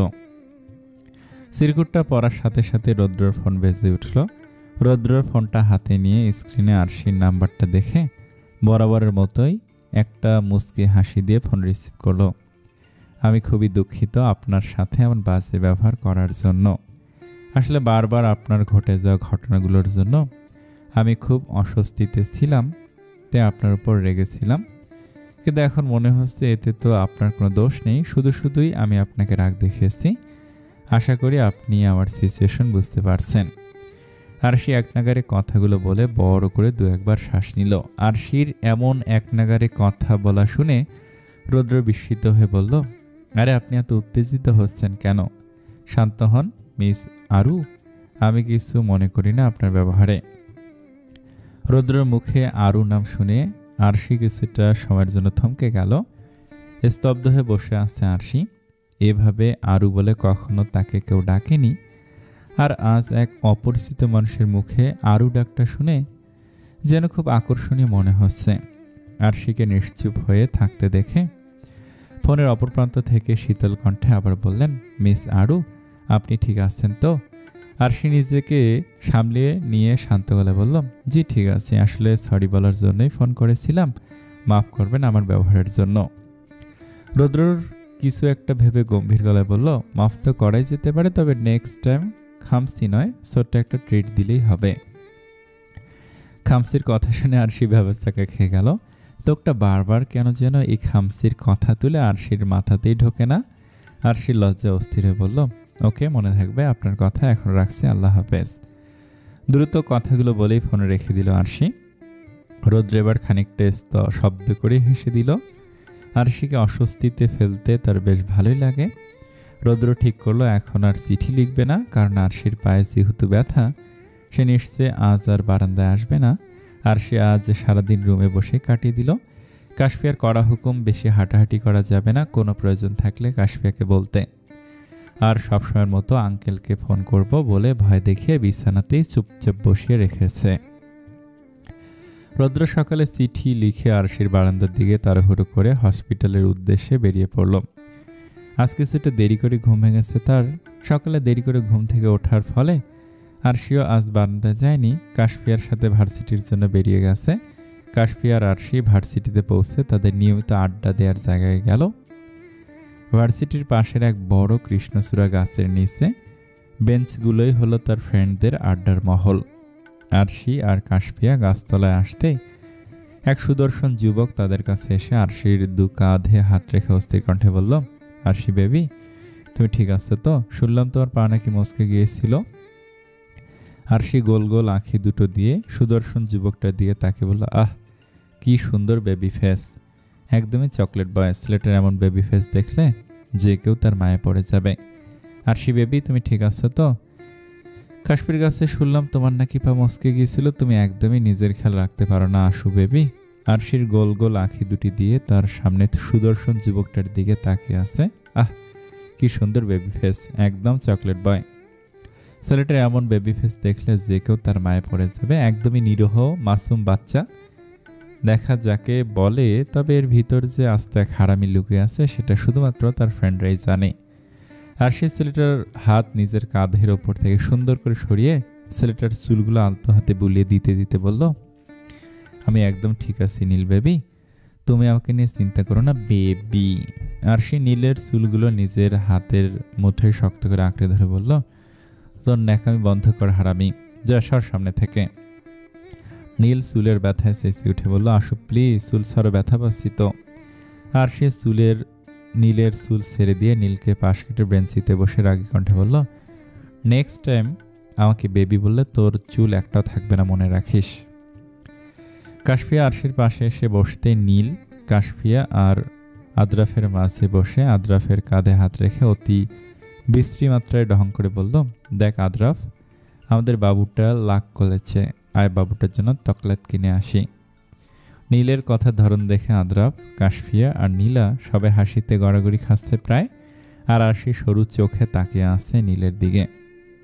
নীল কথাগুলো বলে মুহূর্তের মধ্যেই কণ্ঠে খানিকটা রাগী ভাব এনে বলল, বারবার বাচ্চা পোলাপানের মতো উষ্টা খাবি, রাস্তাঘাটে যেখানে সেখানে পড়ে পা ভেঙে বসিয়া থাকবি, আর আমি বেবি বললেই তেলে বেগুনে স্যাত করে উঠবি, এটা কি ঠিক না? কিরে, তোরা কিছু বল। নীলের সাথে তাল মিলিয়ে আদ্রাফও গম্ভীর গলায় বলল, নীল তো ঠিকই বলছে, তুই বড্ড বেখেলি আসু, নিজের একটু খেয়াল রাখতে পারিস না? কিছুদিন আগেও একবার হাতে ব্যথা পেলি, আর এখন পা মচকালি। কাশফিয়া না থাকলে যে কি হতো আল্লাহ জানে। আর সে নীলার দিকে তাকিয়ে সন্দিহান কণ্ঠে বলল, তুই নাকি আসিস কেন, তুইও কিছু বল। নীলা কিছু বলার জন্য মুখ খুলবে তখনই নীল ধারালো কণ্ঠে বলে উঠলাম, তো কিছু বলেও বা কি লাভ, তো শরীরের চামড়া গন্ডারের মতো, তাই আমাদের কারো কথা ওর গায়ে লাগে না। আর সে ভুরু বাঁকিয়ে নীলার দিকে তাকে বলল, নীলা, তোর ভাইকে কিছু বল, বারবার আমাকে অপমান করে যাচ্ছে। এবারও নীলা কিছু বলার আগেই কাশফিয়া ওদের এমন ঝগড়া দেখে অত্যন্ত বিরক্ত হয়ে বলল, কি শুরু করেছিস তোরা, থাম তো এখন। নীলার ধৈর্যের বাঁধ ভেঙেছে এবার। কোলে রাখা সাইড ব্যাগটা জোরে শব্দ করে ব্রেঞ্চির উপর রেখে বসা থেকে উঠে দাঁড়ালো, রেগে মেগে দাঁতে দাঁত চেপে বলল, ওহ, তোরা কি আমাকে কিছু বলার সুযোগ দিবি? বারবার আমার কথা কেড়ে নিচ্ছিস তোরা নিজেরাই কথা বল, আমি থাকবো না তোদের সাথে। কথাগুলো বলে নীলা গাল ফুলিয়ে তাদের ভবনের দিকে এগিয়ে গেল। সবাই চোখ বড় বড় করে নীলার যাওয়ার দিকে তাকিয়ে আছে। কয়েক সেকেন্ড পার হতেই সবে উচ্চ স্বরে হাসতে লাগলো। নীলার এমন বোকাশোকা আচরণই এরা সবাই যে কোনো পরিস্থিতিতে হাসতে বাধ্য হয়। নীলা আর নীল যমজ হলেও এদের মধ্যে আকাশ পাতাল তফাৎ। নীল হচ্ছে হারামি টাইপ আর নীলা হচ্ছে বোকাশোকা অল্পতেই গাল ফুলিয়ে বসে থাকা মানুষ। আর আদ্রাফ হচ্ছে ভদ্র শয়তান, যত শয়তানি করবে ভদ্রতার সাথেই করবে, কেউ বিশ্বাসই করবে না যে এই ফাজলামোগুলো আদ্রাফ করেছে। ভার্সিটিতে ভর্তির অল্প কয়েকদিন পরই তাদের সবার পরিচয় হয়। একদিন আড্ডা দিয়েই যেন একজন আরেকজনের খুব ঘনিষ্ঠ হয়ে গেছে। একজন আরেকজনকে ছাড়া যেন তাদের চলেই না। আরশি তাদের মাঝে থেকেই নিজের সব কষ্ট ভুলে থাকে। ভাই, কিসের জন্য হঠাৎ করে আমাকে ট্রিট দিতে চাইছো একটু বলবা? আমার কেমন যেন সন্দেহ হচ্ছে, তুমি কি আবারও আমাকে বোকা দিবা নাকি ওই চিঠির জন্য? আরে ভাই, কিছু তো বলো, সেই কখন থেকে চুপচাপ কাজ করে যাচ্ছ আর আমাকে এখানে বসিয়ে রেখেছ। আরশিকে চিঠির মানুষ হিসেবে পেয়ে রৌদ্র বেশ খুশি। তাই সে ঠিক করেছে নির্বাণকে ট্রিট দিবে। তার জন্যই তো চিঠির আদান প্রদান শুরু হয়েছে। আর এই কারণে নির্বাণকে ফোন করে হসপিটালে আনিয়েছে। কিন্তু রৌদ্রের মতো গম্ভীর মানুষের কাছ থেকে হঠাৎই বিনা কারণে ট্রিট পাবে, এটা নির্বাণের ঠিক হজম হচ্ছে না। নির্বাণের কথায় রৌদ্র ফাইল থেকে দৃষ্টি সরিয়ে নির্বাণের দিকে তাকিয়ে একটা রহস্যময় হাসি দিয়ে আবারও ফাইলে নজর দিল। রৌদ্রের এমন হাসি দেখে নির্বাণের সন্দেহ আরও বেড়ে গেল। ভুরু কুঁচকে তাকিয়ে আছে রৌদ্রের দিকে। রৌদ্রের এমন ব্যবহার তার কাছে স্বাভাবিক বলে মনে হচ্ছে না। নির্বাণ কিছু একটা ভেবে পকেট থেকে ফোন বের করে কাউকে কল দিল। ফোন রিসিভ হতেও নির্বাণ জোরালোভাবে বলল, ফুপি, তোমার ছেলে মনে হয় ডাক্তারি করতে করতে পাগল হয়ে গেছে। কেমন যেন অদ্ভুত আচরণ করছে, আবার শুধু শুধু হাসছে। নির্বাণের কথা শুনে রৌদ্র চেয়ার থেকে উঠে তাড়াতাড়ি করে নির্বাণের কান থেকে ফোন ছিনিয়ে নিল। রৌদ্র চেয়ারে বসে ফোন কানের কাছে নিয়ে নির্বাণের দিকে রাগী চোখে তাকে বলল, মা, তুমি নির্বাণের কথা শোনো না তো? এই ফাজিলটা সবসময় উল্টাপাল্টা কথা বলে। ফোনের অপর প্রান্ত থেকে রৌদ্রের মা সন্দেহের গলায় বলল, সত্যি বলছিস তো? রৌদ্র গম্ভীর গলায় বলল, হ্যাঁ মা, সত্যি। এসব বাদ দাও, তোমরা কেমন আছো? আলহামদুলিল্লাহ ভালো আছি, তুই কেমন আছিস? কবে আসবি বাসায়? সময় পেলে আসবো মা, এখন রাখছি, পরে ফোন দিব। রৌদ্র ফোন রেখে নির্বাণের দিকে রাগী দৃষ্টিতে তাকে গম্ভীর গলায় বলল, ভেবেছিলাম তোকে ট্রিট দেব, কিন্তু এখন আর ইচ্ছে করছে না তোর মতো ফাজিলকে কিছু খাওয়াতে। নির্বাণ ফোনটা হাতে নিয়ে মিনমিনিয়ে বলল, এটাই তোমাকে দিয়ে আশা করা যায়। আমি গেলাম। আর হ্যাঁ, আম্মু তোমাকে সময় করে দেখা করে আসতে বলেছে। রৌদ্র নির্বাণের দিকে তাকে শান্ত গলায় বলল, আজ রাতে সময় করে দেখা করে আসবো। নির্বাণ ওকে বলেই কেবিন থেকে বেরিয়ে গেল। রৌদ্র একটা দীর্ঘশ্বাস ফেলে কপালে হাত ঠেকিয়ে মাথা নিচু করে বসে রইল। ডাক্তারি পেশায় জড়িত হওয়ার পর থেকে রৌদ্র নিজের ফ্যামিলি থেকে আলাদা থাকে। বাসায় খুব কমই যাওয়া হয় তার। এতদিন তার মামার বাসায় থাকলেও এখন নিজের ফ্ল্যাট কিনে সেখানে উঠেছে। রৌদ্র একা থাকবে ভেবে সবাই মানা করেছিল, কিন্তু রৌদ্রর তার জন্য মামার বাসা থেকে হসপিটালের দূরত্ব বেশি হয় অবশেষে রৌদ্রের কথা রাজি হয়ে যায়। সারাক্ষণ হসপিটালে এত ব্যস্ততা থেকেই রৌদ্র গম্ভীর প্রকৃতির হয়ে উঠেছে। হসপিটাল, রোগী, অপারেশন এসব ছাড়া যেন তার জীবনে আর তেমন কিছু নেই। কিন্তু এখন তার ইচ্ছে এসবের বাইরেও কিছু একটা অনুভব করার। রোদে ঝলসানো এই দুপুর অনুভব করতে চাইছে। রৌদ্রের এই শহরে রুদ্রাণীকে চাইছে। প্রিয় রুদ্রাণী, সবেমাত্র গ্রীষ্মের তাণ্ডবলীলা শুরু হয়েছে। আকাশে তেজস্বী সূর্য, রোদের তাপে আমার মাথা উত্তপ্ত হয়ে উঠেছিল। ঠিক তখনই ফুটপাতের পাশের দোকানের এই পাখি দুটোর দিকে আমার নজর আটকে গেল। পাখিগুলোকে দেখে আমার মনে প্রশান্তির স্রোত বয়ে গেল। জানি না কেন, তবে পাখিগুলোর প্রতি আমার মন আটকে গিয়েছিল। তাই পাখিগুলো কিনে নিয়েছিলাম। আর হ্যাঁ, দিয়েছিলাম রৌদ্র আর রুদ্রাণী। আর হ্যাঁ, এই ময়না পাখিটার নাম হলো আরু। এই নাম রাখার কারণ না হয় আপনাকে অন্যদিন বলবো। বিশেষ দ্রষ্টাব্দ আপনার পাশের বারান্দার নামটা কেমন যেন উদ্ভট দেখায়, তাই আপনাকে প্রিয় রুদ্রাণী বলেই সম্বোধন করলাম। অবশ্য আপনার যদি আপত্তি থাকে তাহলে কিছু করার নেই, এই নামেই মানিয়ে নেবেন আশা করি। ইতি রৌদ্র। আরশি ভুরুকুসকে সিরকুটটা 2-3 বার ভালো করে পড়ে ফেললো। সিরকুটটা পড়ে ভালোই লাগছিল, কিন্তু ময়না পাখিটার নাম দেখে বেশ অবাক হলো। আর শেষের লাইনগুলো কি তার অনুরোধ হিসেবে নেবে নাকি অধিকার খাটানো হিসেবে নেবে তা ঠিক বুঝে উঠতে পারছে না আরশি। ভার্সিটি থেকে এসে গোসল করে দুপুর শেষে বারান্দায় এসেছিল রোদে দাঁড়িয়ে চুল শুকানোর জন্য। বন্ধুদের সাথে আড্ডা আর ক্লাসের পড়া সব কিছু মিলে আর সেই সিরকুটের কথা বেমালুম ভুলে গিয়েছিল। বারান্দায় এসে সিরকুট পেয়ে খানিকটা উত্তেজনায় কাজ করছিল, কিন্তু সিরকুটটা পড়ার পর এখন হতভম্ব হয়ে রইল। রুমে এসে টেবিলের উপর লাল রঙের কাগজ নিয়ে সিরকুটের উত্তর লিখতে শুরু করলো। আরশি, প্রিয় রৌদ্র। প্রিয় সম্বোধনটা আমাদের সাথে যায় কিনা জানি না, তবে আপনি যেহেতু প্রিয় সম্বোধন করেছেন তাই আমিও প্রিয় লিখে শুরু করলাম। আপনার চিঠি সব সময় আমি দুপুরের এই উত্তপ্ত রোদের মধ্যেই পাই, আর আমিও চিঠির উত্তর এই তপ্ত দুপুরে দেই। সেই হিসেবে রৌদ্র আর রুদ্রাণী নামটা পাখিগুলোর মতো আমাদের সাথে মিলেছে। কিন্তু আপনার শেষের লাইনগুলো পড়ে আমি হতভম্ব হয়ে গেছি। আপনি কি আমাকে অনুরোধ করেছেন নাকি অধিকার খাটাচ্ছেন ঠিক বুঝতে পারছি না। বিশেষ দ্রষ্টাব্দ, ময়না পাখির নাম আরু কেন রেখেছেন তা জানার ভয়ঙ্কর কৌতূহল জাগ্রত হয়েছে আমার মনে। আর আমার এমন কৌতূহলের কারণটা না হয় আপনাকে অন্যদিন বলবো। ইতি রুদ্রাণী। সিরকুটটা লিখে বরাবরের মতোই বারান্দা গিয়ে ছুড়ে দিল তার পাশের বারান্দায়। পাখিগুলোর সাথে নানান রকম কথা বলে রুমে এসে পড়ল। ময়না পাখির নামটা নিয়ে এখনও তার মধ্যে কৌতূহল কাজ করছে। আরু নামটা দেখে সর্বপ্রথম ডক্টরের বলা মিস আরু ডাকটাই কানে বেজে উঠেছে বারবার। রৌদ্র আর আরু এই নামগুলো নিয়ে বেশ ঘোরপ্যাচ লেগে যাচ্ছে আরশির মাথায়। ডক্টর তার আর সিটির আগন্তুকটার সাথে কথার ধরন মিল না পেলেও নামগুলো নিয়ে কিছুটা চিন্তায় পড়ে গেল আরশি। গ্রীষ্মের রাত, অন্ধকারাচ্ছন্ন পরিষ্কার আকাশ, চারপাশে ভ্যাপসা গরম আর হালকা মৃদু বাতাস বইছে। এমন সময় ছাদে অস্থিরতায় পায়চারি করছে রৌদ্র। চিঠির অপেক্ষায় তার মন সন্ধ্যা থেকে উত্তেজনা ছটফট করছে। এই মুহূর্তে অপেক্ষা করা তার কাছে ভয়ঙ্কর রকমের বিরক্ত লাগছে। সন্ধ্যায় হাসপাতাল থেকে তাড়াতাড়ি বেরিয়ে পড়েছিল নির্বাণদের বাসার উদ্দেশ্যে, কিন্তু এখানে এসেই পড়ল মহাবিপদে। তার মামা মামি আজ তাকে ছাড়তে নারাজ। হাজার বাহানা দেখেও সে আজ বাসায় যেতে পারেনি। সে থেকে অপেক্ষা চলছে তার রুদ্রাণীর চিঠির অপেক্ষা। নিজের এমন ছটফটানি দেখে নিজেই বড্ড অবাক হচ্ছে। মেয়েটা অল্প কয়েকদিনে তাকে নাস্তানাবোধ করে ছেড়েছে, রুদ্রাণীর মতো ঝলসে দিচ্ছে তাকে।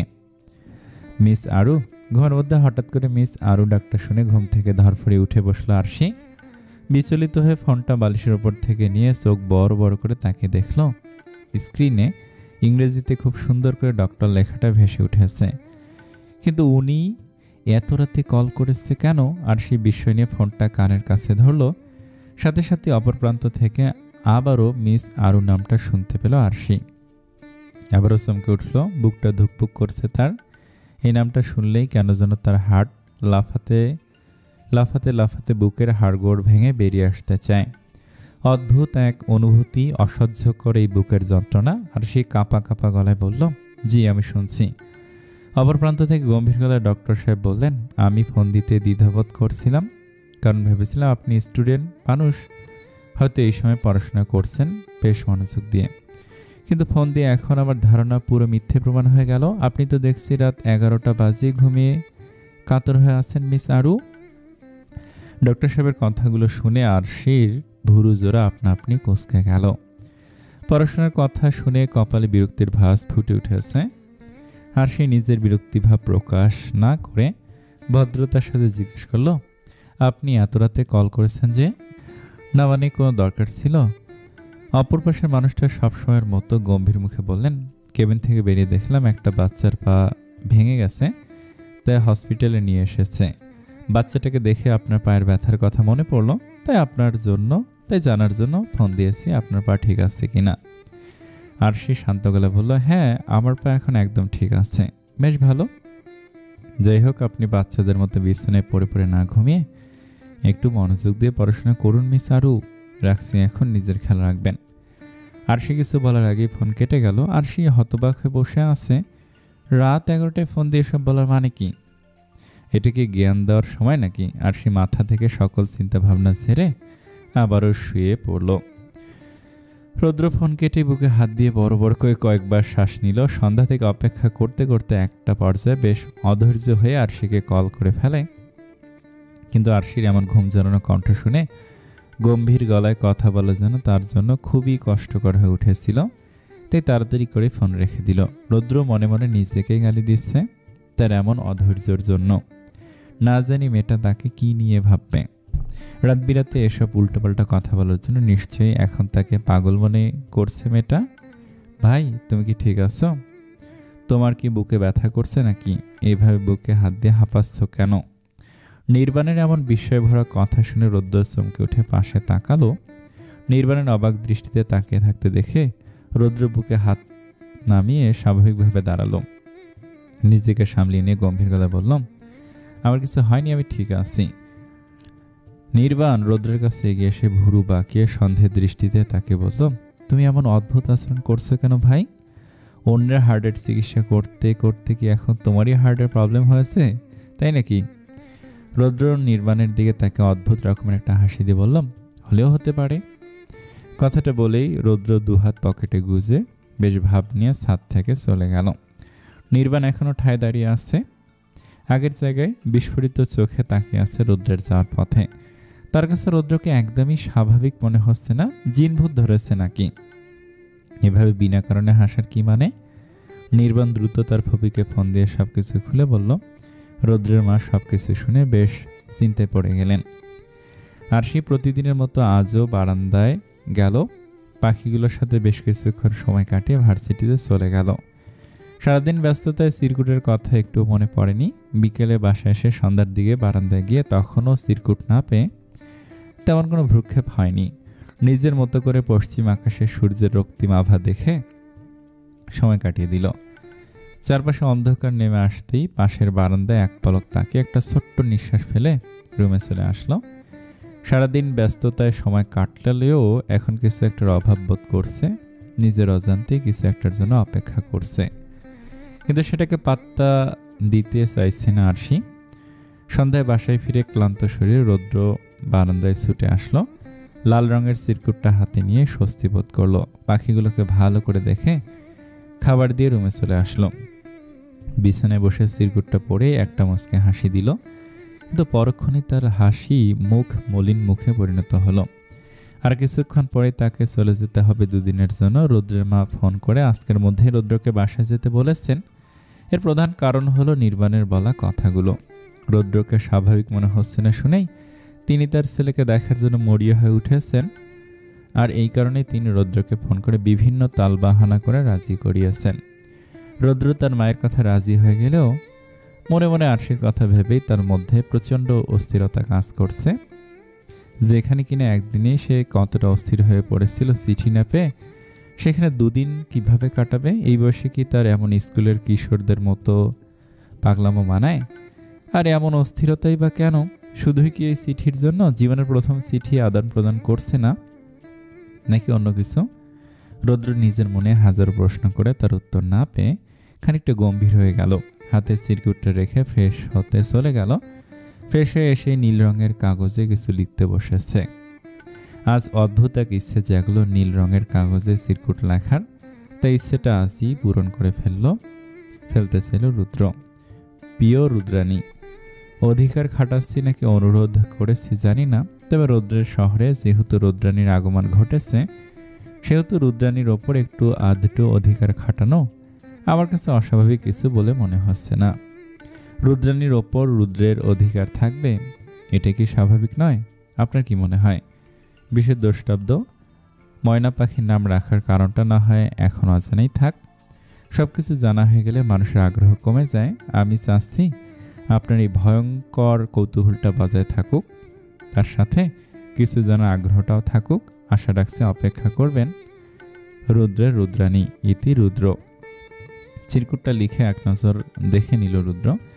তারপর ভাস করে বারান্দায় গিয়ে ছুঁড়ে মারল পাশের বারান্দায়। কিছুটা সময় নিস্তব্ধ হয়ে দাঁড়িয়ে রইল। আরশি আর কাশফিয়ার চেঁচামেচি শোনা যাচ্ছে স্পষ্টভাবে। হয়তো কিছু একটা নিয়ে কাড়াকাড়ি করছে তারা দুজন। রৌদ্র একটা দীর্ঘশ্বাস ফেলে বেরিয়ে পড়ল তার গন্তব্যের উদ্দেশ্যে। এই গরমের দিনের বেলা জার্নি করার থেকে রাতের সময়টা তার কাছে স্বস্তির মনে হলো, তাই আজ রাতেই বেরিয়ে পড়ল তার বাসার উদ্দেশ্যে। বেশ কিছুক্ষণ ধরে পাখির চেঁচামেচির শব্দে আরশির ঘুম আজ তাড়াতাড়ি ভেঙে গেল। কৌতূহল নিয়ে বারান্দায় আসতেই দেখল পাখির খাঁচাগুলো নড়ছে। পাখি খাঁচায় পানি রাখার পাত্র থেকে পানি পড়ছে, আর পাখির খাবারগুলো আশেপাশে ছড়িয়ে ছিটিয়ে আছে। আরশি ভুরু কুঁচকে পর্যবেক্ষণ করছে এক একটা জিনিস। মনে হচ্ছে এইমাত্র এখানে কেউ এসে গেছে। অগোছালোভাবে পাখির খাবারগুলো ছড়িয়ে ছিটিয়ে দিয়ে চলে গেছে। তবে সে মানুষটাই চিঠির মানুষ ছিল, কিন্তু এত অগোছালোভাবে কাজ করছে কেন? ব্যস্ততায় নাকি তার কাছ থেকে পালানোর জন্য? আর সে নিজের ভাবনাগুলো বাদ দিয়ে মেঝেতে চিরকুট খুঁজতে লাগলো। খানিকটা সময় খোঁজার পর গোলাপ গাছের ডালে নীল রঙের কাগজ দেখে আরশির চোখ বিস্ময়ে গোলাকৃতি হয়ে গেল। আজ নীল চিরকুট পেয়ে কিছুটা অবাক হলো আরশি। নীল রঙের চিরকুট দেখে কেমন যেন উত্তেজনা কাজ করছে তার মনে। কাপা কাপা হাতে সিরকুটটা নিয়ে পড়তে লাগলো, আর সিরকুটের প্রতিটা লাইনে পড়ে মুগ্ধ হলো আরশি। একটা মানুষ এই ছোট্ট একটা সিরকুটও এত সুন্দর করে গুছিয়ে লেখে কিভাবে। কয়েক লাইনে যেন হাজার হাজার কথা প্রকাশ করেছে। আরশি মুগ্ধ হয়ে সিরকুটের দিকে তাকিয়ে আছে। আচমকা পাশে বারান্দা থেকে দরজা খোলার শব্দে আরশি চমকে উঠল। সিরকুট থেকে চোখ তুলে অবাক দৃষ্টিতে তাকিয়ে আছে পাশের বারান্দায় দাঁড়িয়ে থাকা সুদর্শন যুবকটার দিকে। শ্যামবর্ণ গায়ের রং, গালে চাপদারি, ডাগর ডাগর চোখগুলোতে মেয়েদের মতো বড় বড় ঘন পাপড়ি, গায়ে নীল রঙের শার্ট জড়ানো, দেখতে তার থেকে 2-1 বছরের বড় মনে হচ্ছে। আরশি তার দিকে অপলক দৃষ্টি তাকেই জিজ্ঞাসা ভরা কণ্ঠে জিজ্ঞেস করলো, আপনি কি আমাকে সিরকুট লিখেছেন? আরশির কথায় নির্বাণ সামনের বারান্দার দিকে তাকালো। নির্বাণ চোখগুলো ছোট ছোট করে কিছুক্ষণ তাকিয়ে থাকলো আরশির দিকে। ডান হাত দিয়ে মাথা চুলকে কিছুটা অপ্রস্তুত হয়ে একটা কৃত্রিম হাসি দিয়ে বলল, হ্যাঁ আমি সিরকুট লিখেছিলাম। আপনি কি তাহলে আমার সেই চিঠির পাঠিকা? আরশি নির্বাণকে এমন বিচলিত হতে দেখে একটা মুচকি হাসি দিয়ে মাথা ওপর নিচে নাড়িয়ে হ্যাঁ জানালো। কিছুটা লজ্জার বিষয়ে দুজনে চুপচাপ নিচের দিকে তাকিয়ে দাঁড়িয়ে আছে। দুজনের অনুভূতি এক হলো, তার কারণ হলো ভিন্ন। নির্বাণ লজ্জা পাচ্ছে তার বোকামির জন্য, পাখি দেখাশোনার জন্য তখন কিছু না ভেবে অচেনা একজনকে চিঠি লিখেছিল। কিন্তু এখন চিঠির পাঠিকাকে সামনে দেখে খানিকটা অস্বস্তি হচ্ছে নিজের করা বাচ্চামো স্বভাবের জন্য। আর পাশের বারান্দায় দাঁড়িয়ে থাকা রমণী লজ্জা পাচ্ছে এতদিনের অদেখা তার সেই চিঠির মানুষটাকে প্রথমবার দেখে। চিঠির মাধ্যমে নানান কথা বলল, এখন সামনাসামনি দেখে খুব অদ্ভুত রকমের অনুভূতি হচ্ছে। কথা বলার ভাষা এখন খুঁজে পাচ্ছে না, লজ্জা আর অস্বস্তি তাকে ঘিরে ধরে আছে। নির্বাণ পরিস্থিতি স্বাভাবিক করার জন্য ভদ্রতার সাথে বলল, আসলে আমি খুবই দুঃখিত আপনাকে চিঠি লিখে বিরক্ত করার জন্য। আসলে আমার কাজিন রৌ। নির্বাণের কথার মাঝে কাশফিয়া ভিতর থেকে আরশিকে চেঁচিয়ে ডেকে উঠল। কাশফিয়ার আকর্ষণময়ী ডাকে নির্বাণ থেমে গেল। আরশি কিছুটা অপ্রস্তুত হয়ে তাড়াতাড়ি করে বলল, বারবার দুঃখিত বলার কিছু নেই, আমি কিছু মনে করিনি, এখন আসছি, ভালো থাকবেন। আরশি কথাগুলো বলে দ্রুত পায়ে রুমে চলে আসলো। বিছানায় বসে একটা স্বস্তির নিঃশ্বাস ছাড়ল। হাফ ছেড়ে বাঁচল এতক্ষণ ধরে, হয়তো এই মুহূর্তের অপেক্ষায় ছিল। এই অস্বস্তিকর পরিস্থিতি থেকে পালিয়ে আসতে পেরেই এখন স্বস্তি পেল। মনে মনে কাশফিয়াকে ধন্যবাদ দিচ্ছে আরশি। হাতে থাকা নীল রঙের সিরকুটটা এক পলক দেখে যত্ন করে রেখে দিল আগের সিরকুটগুলোর সাথে। নির্বাণ এখন স্তব্ধ হয়ে দাঁড়িয়ে আছে বারান্দায়। তার দৃষ্টি এখনও পাশের বারান্দার দিকে আটকে আছে। মেয়েটাকে দেখে মনে হচ্ছে মেয়েটা তার থেকেও বেশি বাচ্চাদের মতো আচরণ করে। নির্বাণ সেসব কিছু মাথা থেকে সরিয়ে নিজের মতো করে কাজ করতে লাগলো। রৌদ্র পাখিগুলোর দায়িত্ব নির্বাণের উপর দিয়ে গেছে, আর সেই দায়িত্বই পালন করতে সকাল সকাল এখানে আসা। গল্পটা অনেক ভালো, আশা করি আপনাদের অনেক ভালো লাগবে। আমি চাই এই গল্পটাতে সর্বোচ্চ লাইক এবং কমেন্ট করতে। এই গল্পটা আপনাদের অনেক ভালো লাগবে, কথা দিচ্ছি। ধন্যবাদ সকলকে। আসসালামু আলাইকুম।